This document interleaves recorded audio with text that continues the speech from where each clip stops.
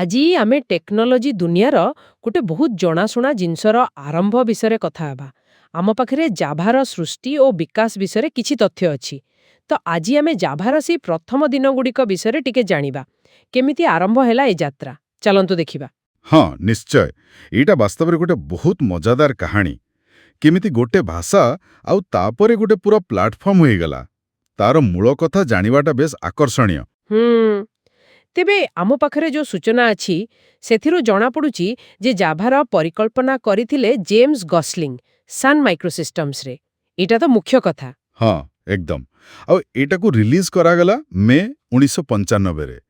କିନ୍ତୁ ସବୁଠୁ ଗୁରୁତ୍ୱପୂର୍ଣ୍ଣ କଥା ହେଉଛି, ଦେଖନ୍ତୁ, ଏଇଟା ଖାଲି ଗୋଟେ ପ୍ରୋଗ୍ରାମିଂ ଭାଷା ନଥିଲା। ଆଚ୍ଛା। ନା, ଏଇଟା ଆସିଥିଲା ସନ୍ର ଯୋଉ ଜାଭା ପ୍ଲାଟଫର୍ମ ଥିଲା ତାର ଗୋଟେ ମୂଳ ଅଂଶ ଭାବରେ। ଆଉ ଏଇଟା ହିଁ ତାର ଭବିଷ୍ୟତ ପାଇଁ ବାଟ ତିଆରି କଲା। ମାନେ ତାକୁ ଗୋଟେ ପୁରା ପ୍ଲାଟଫର୍ମର ଅଂଶ ଭାବେ ଦେଖାଯାଉଥିଲା। ସେଇଟା ହିଁ ବଡ଼ କଥା। ଓହୋ। ତେବେ ଏହାର ଆରମ୍ଭ ସନ୍ ମାଇକ୍ରୋସିଷ୍ଟମ୍ସରେ ହେଲା, ଗସ୍ଲିଂ ଥିଲେ।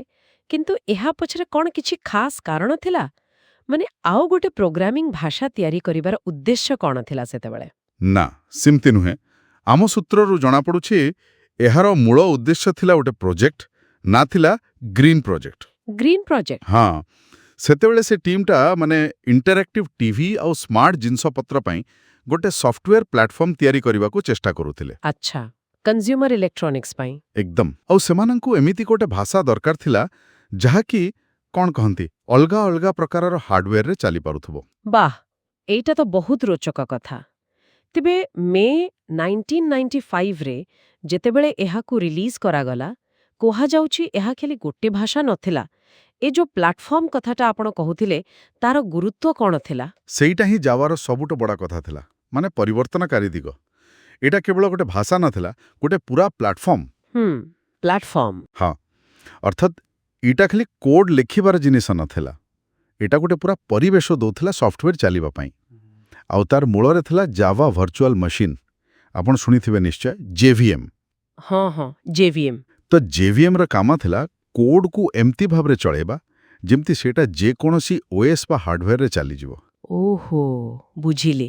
ତାମାନେ ଏ ଯୋଉ ରାଇଟ୍ ଅନ୍ସ ରନ୍ ଏନିୱେର୍ ବା ଥରେ ଲେଖ ଯୋଉଠି ବି ଚଲାଅ କଥାଟା ଅଛି, ହଁ, ସେଇଟା ଏଇଠୁ ଆସିଲା।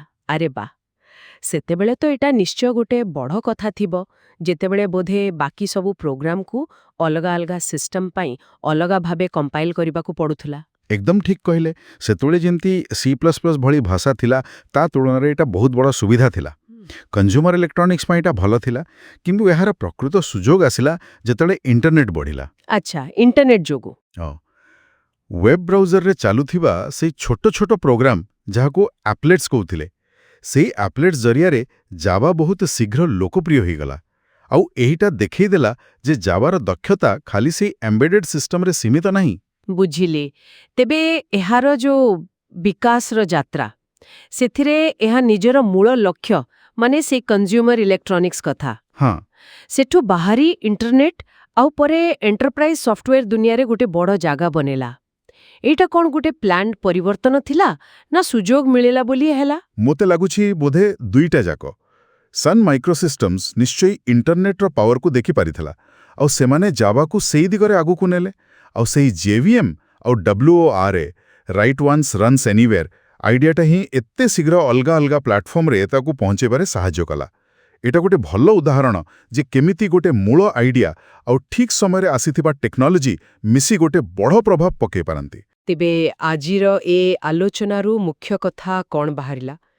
ଜାଭାର ସୃଷ୍ଟି ଖାଲି ଜଣେ ଲୋକର କାମ ନୁହେଁ।